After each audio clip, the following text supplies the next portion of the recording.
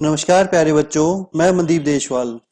बच्चों, परिवेश अध्ययन की पिछली वीडियो में हमने किया था पार्ट 5 खराब ना होने दे से पेस्चराइजेशन और आंवले का मुरब्बा। हमने पढ़ा था कि आंवले का मुरब्बा किस प्रकार बनाया जाता है। आइए आगे चलते हैं और पढ़ते हैं पाठ। आज 20 जून को शकील के जन्मदिन पर उसके अब्बू बाजार से पैकेट बंद मटर लाए। शकील ने मटर देखे और अम्मी से कहा, ये तो सूखे से हैं, इन पर बर्फ भी जमी हुई है। अम्मी बोली, शकील, ये पानी में डालने से ठीक हो जाएंगे। शकील ने देखा कि पानी में डालने के कुछ देर बाद वे फूल गए थे। आगे है, पता करो मटर के अलावा और कौन से फलों या सब्जियों को कम तापमान पर लंबे समय तक सुरक्षित रख सकते हैं। तो बच्चों, मटर के अलावा इसमें हो सकता है आलू, प्याज, सेब, संतरा आदि फल और सब्जियों को हम ऐसे सुरक्षित रख सकते हैं। नेक्स्ट है, पका हुआ भोजन किस मौसम में जल्दी खराब हो जाता है और क्यों? पका हुआ भोजन बरसात के मौसम में जल्दी खराब हो जाता है। इस मौसम में नमी के कारण जीवाणु जल्दी फैलते हैं। आगे है, ऐसा करो, ताजा मटर के दाने लो, इनमें से कुछ दाने फ्रिज में रखो और कुछ दाने बाहर रखो। 2-3 दिन बाद देखो कौन से दाने ज्यादा समय तक सुरक्षित रहे, बाहर रखे हुए या फ्रिज में रखे हुए, और क्यों? तो बच्चों, अगर आप ऐसा करते हो कि मटर के दाने कुछ फ्रिज में रखते हो और कुछ बाहर रखते हो, तो बाहर जो दाने रखे हुए हैं वो ज्यादा जल्दी खराब होंगे और फ्रिज वाले दाने ज्यादा समय तक सुरक्षित रहेंगे, क्योंकि कम तापमान के कारण जीवाणुओं की क्रियाएं मंद हो जाती हैं। आगे है, रजत ने एक दिन अपनी दादी को कचरियां सुखाते हुए देखा। उसने दादी से पूछा, आप कचरियों को क्यों सुखा रही हो? दादी ने बताया, सुखाने से इनकी नमी निकल जाती है। नमी कम होने से जीवाणु नहीं पनपते। सूखने पर ये हल्की हो जाती हैं और इन्हें लंबे समय तक सुरक्षित रखा जा सकता है। सोचो और लिखो, तुम्हारे घर में सुखा कर रखी जाने वाली खाने की किन्हीं 5 चीजों के नाम लिखो। तो बच्चों, आपको यहाँ अपने घर में सुखा कर रखी जाने वाली 5 चीजों के नाम लिखने हैं। तो हम यहाँ लिख सकते हैं पुदीना पत्ती। पुदीना जो होता है उसकी पत्तियां हम सुखा कर रख सकते हैं और बाद में उसे यूज कर सकते हैं। अगला है कचरी, मेथी, धनिया और अंगूर। हम इन चीजों को सुखा कर रख सकते हैं और बाद में यूज कर सकते हैं। आइए आगे पढ़ें। कृष्णा अचार बनाने के लिए मौसम अनुसार फल तथा सब्जियां खरीदती है। इससे उसे उचित दाम पर चीजें मिल जाती हैं। आज कृष्णा ने आंवले का अचार बनाने के लिए चीनी मिट्टी के मर्तबान और आंवलों को धोकर सुखाया। आंवलों को पानी में डालकर उबाला, गल जाने पर उनकी फांकें अलग की और सुखाई। उसने एक कढ़ाई में सरसों का तेल डालकर गर्म किया, उसमें मेथी अजवाइन डालकर उन्हें भूना। हल्दी सौंफ डालकर आंवले में मिलाए, नमक भी डाला। ठंडा होने पर इसे मर्तबान में भर दिया। यह 3 से 4 सप्ताह तक ठीक रहता है। तो बच्चों, ये था आंवले के अचार बनाने का तरीका कि किस प्रकार वो अचार डाला जाता है आंवले का। हमारे देश में फल और सब्जियों का उत्पादन अत्यधिक मात्रा में होता है। इनमें से कुछ को शीत भंडार गृह में रखा जाता है, जैसे आलू।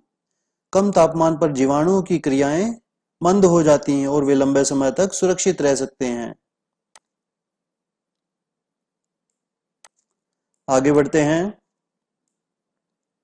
आगे है, सोचो और कॉपी में लिखो। क्या तुम्हारे घर में भी अचार का प्रयोग होता है? यदि हाँ, तो किस चीज के अचार का? हमारे घर में आम, लेसवा, टीट, नींबू, मिर्च आदि के अचार का प्रयोग होता है। अगला भाग है, अचार घर पर बनाते हो या बाजार से लाते हो? तो बच्चों, ये आपको अपने अनुसार बताना है कि आप अपना जो अचार है वो घर से ही बनाते हो या कहीं बाजार से लाते हो। जो भी आपका उत्तर है वो आप अपनी कॉपी में लिखें। अगला क्वेश्चन है, अचार को लंबे समय तक सुरक्षित रखने के लिए क्या करना चाहिए?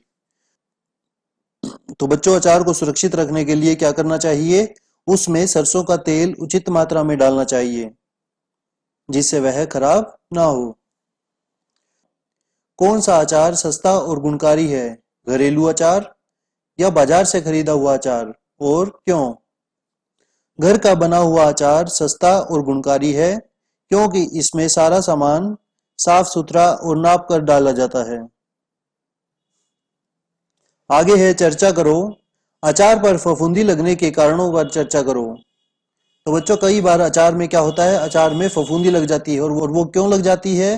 क्योंकि उस अचार में नमी रह जाती है। नमी रह जाने के कारण उस अचार में फफूंदी लग जाती है। अगला, फल सब्जियों का मुरब्बे अथवा अचार के रूप में प्रयोग होने पर क्या इनके रंग, स्वाद या गंध में कुछ बदलाव आते हैं? जी हाँ बच्चों, रासायनिक अभिक्रिया हो जाने के कारण इनके रंग, स्वाद और गंध में कुछ बदलाव आ जाते हैं। आगे है, आओ ये भी करें। पहला है, खाने की चीजों के पैकेट इकट्ठे करो, जैसे चिप्स, ब्रेड, दूध, नमकीन, बिस्कुट आदि। इन पर लिखी जानकारी को पढ़ो और तालिका में लिखो। बच्चों, हमने इस पाठ में पीछे भी दूध के पैकेट पर लिखी हुई जानकारी को पढ़ा था। आइए इसमें देखें। इसमें हमें पता करना है चिप्स, ब्रेड, दूध और नमकीन, इन सभी के मूल्य का, कितने मूल्य की है वो, कितने रुपए की हैं, उनका वजन कितना है, उनके बनाने की तिथि, कब वह बनी है, उनके प्रयोग करने की अंतिम तिथि कि वह कब तक हम यूज कर सकते हैं, उसमें प्रयुक्त सामग्री क्या क्या उसमें डाला है, और परिरक्षित है या नहीं। तो ये सब हमें इस टेबल में लिखना है। आइए देखें इस टेबल को। पहला है चिप्स। चिप्स का पैकेट कोई भी एक सामान्य हम ले लेते हैं 10 रुपए का। उसमें कितना वजन है? 35 ग्राम। कब वह बना है? 2 मार्च 2016 को। और हम कब तक यूज कर सकते हैं उसे? 2 जुलाई 2016 तक। प्रयुक्त सामग्री क्या है उसमें? आलू। परिरक्षित है या नहीं? परिरक्षित है। अगला है ब्रेड। ब्रेड का पैकेट आया 20 रुपए का। उसका वेट कितना है? 600 ग्राम। उसकी बनने की तिथि 2 मार्च 2016। प्रयोग करने की अंतिम तिथि 4 मार्च 2016। बच्चों, ब्रेड जो है वो 2 या 3 दिन तक ही सही रहती है। और यह किस चीज से बनती है? मैदा से। परिरक्षित है? जी हाँ। अगला है दूध। दूध जो है वो 200 रुपए का 450 ml, 2 मार्च 2016। और उसको यूज करने की तिथि है लास्ट 4 मार्च 2016।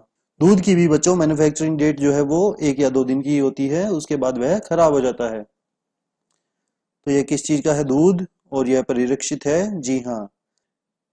अगला है नमकीन। उसका मूल्य है 40 रुपए और वेट है उसका 200 ग्राम। बनाने की तिथि 2 मार्च 2016। प्रयोग करने की अंतिम तिथि 2 जून 2016। और वो किससे बनी है? बेसन और मसालों से। परिरक्षित है? जी हाँ। तो ये थे खाने की चीजों के पैकेट और उन पर लिखी जानकारी। आइए आगे बढ़ें। आम से बनने वाली खाने की 3 चीजों के नाम और उनके परिरक्षण के तरीके लिखो।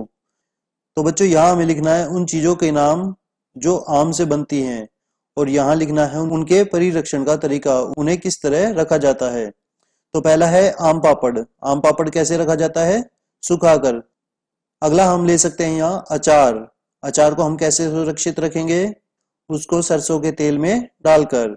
अगला खटाई, उसे सुखाकर। जूस, उसका पेस्चराइजेशन करके, पाश्चुरित करके। आइए आगे चलें। तीसरी हमें यहाँ टेबल दी गई है, फल या सब्जियों के परिरक्षण के कुछ घरेलू उपाय लिखो। तो हमें क्या लिखना है? कुछ फलों और सब्जियों के घरेलू उपाय लिखने हैं जिससे हम उनको सुरक्षित रख सकें। यहाँ हमें लिखना है फल या सब्जी। यहाँ लिखना है हमें तैयार की गई चीज का नाम और उसका परिरक्षण का तरीका। तो सबसे पहले हम यहाँ लिखेंगे सेब। सेब से हम तैयार कर सकते हैं मुरब्बा, और उसे हम कैसे परिरक्षित कर सकते हैं? चीनी डालकर। अगला आम। आम का हमने बनाया अचार, और उसे कैसे परिरक्षित रखेंगे? सरसों का तेल डालकर। अगला गाजर, गाजर का मुरब्बा चीनी डालकर। अदरक, अचार, सिरका डालकर। आंवला, आंवले का हमने बनाया मुरब्बा और उसे कैसे परिरक्षित किया? चीनी डालकर। तो ये थे हमारे कुछ घरेलू उपाय जो हम चीजों को परिरक्षित करते हैं। आगे है प्रश्न नंबर 4। निम्नलिखित खाद्य पदार्थों को बनाने के लिए 2 फलों अथवा 2 सब्जियों के नाम लिखो। जैम, तो बच्चों आपने जैम खाया होगा, वो किससे बनता है? वो बनता है अनानास या सेब। 2 फलों या सब्जियों के हमें नाम लिखने हैं, तो हम यहाँ लिख सकते हैं अनानास और सेब। अगला है जेली, चेरी और दूसरा आम। नेक्स्ट है अचार, आम, अदरक। अगला है मुरब्बा, आंवला, गाजर। अगला टॉफी, अनानास, अमरूद। नेक्स्ट है 5th एक्सरसाइज, छांटो और लिखो। निम्नलिखित में से किन चीजों को सुखाकर अधिक समय तक संरक्षित किया जा सकता है? बच्चों हमें यहाँ बॉक्स में कुछ चीजें दी गई हैं खाने की, हमें उनमें से बताना है कि सुखाकर हम किन किन चीजों को संरक्षित कर सकते हैं। बॉक्स में हमें दिया गया है डबल रोटी, मक्खन, चावल, दूध, आटा, कच्चे आम, चाय, अचार, दालें, मेथी की पत्तियां, मसाले, अनाज, धनिया। तो हम इनमें से छांटेंगे किन किन को हम सुखाकर संरक्षित कर सकते हैं। तो यहाँ हमारे पास आएगा चावल, आटा, चाय, दालें, मसाले, अनाज तथा मेथी की पत्तियां। इन सभी को हम सुखाकर संरक्षित कर सकते हैं। तो बच्चों ये था हमारा पार्ट 5 खराब ना होने दें। हमारी परिवेश अध्ययन की अगली वीडियो में हम करेंगे पार्ट 6 आप बीती। तब तक के लिए धन्यवाद।